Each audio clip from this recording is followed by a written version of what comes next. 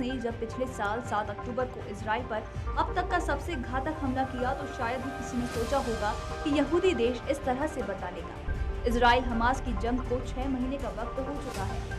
Israel पर Hamas के हमले में 1200 से ज्यादा लोगों की जान जा चुकी थी। 250 से ज्यादा लोगों को हमास बंधक बनाकर ले गया था।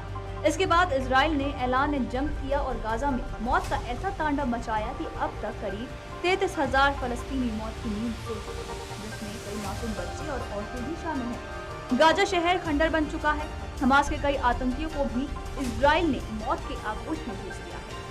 जब जंग शुरू हुई तभी बेंजामिन नेतन्याहू ने अपने इरादे साफ कर दिए थे। उन्होंने गो टू कहा था कि वो हमास को खत्म कर देंगे।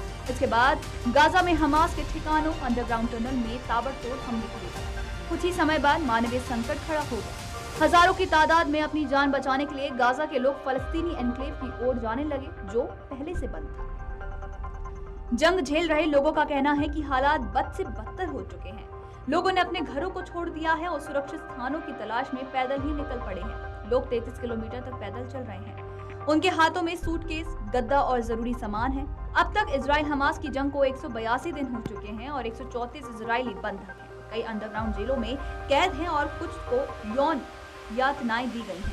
मारे गए लोगों में कुछ लोग वो भी थे जो ना तो इजराइल के नागरिक थे और ना ही फलस्तीन के। ये विदेशी नागरिक थे जो मदद करने पहुंचे थे। वर्ल्ड सेंट्रल किचन के 7 वर्कर्स में से 6 ने इस हफ्ते की शुरुआत में इजरायली ड्रोन के 3 अलग-अलग हमलों में अपनी जान गंवा दी।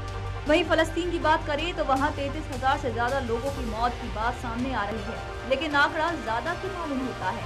हजारों फलस्तीनी मलबे में दबकर मारे जा चुके हैं और गाजा के 85% इमारतें जमींदोज हो चुकी हैं। इजराइल के मुताबिक हमास के 10,000 आतंकी मारे जा चुके हैं, जो इस संगठन का 1/3 से ज्यादा है। इसमें 3 बटालियन कमांडर्स और पॉलिटिकल ब्यूरो के 7 सदस्य शामिल हैं। हमास के रॉकेट्स या तो पूरी तरह बर्बाद हो चुके हैं या वो उनका उपयोग कर चुके हैं, लेकिन अभी भी उसके कई नेता जिंदा हैं। अमेरिका समेत कई देश इजराइल को युद्ध रोकने के लिए कह चुके हैं, लेकिन वो मानने के लिए तैयार नहीं है। इसी बीच ईरान के साथ भी इजराइल का टकराव बढ़ता जा रहा है। डर ये है कि कहीं ये लड़ाई वर्ल्ड वॉर 3 का रूप न ले ले।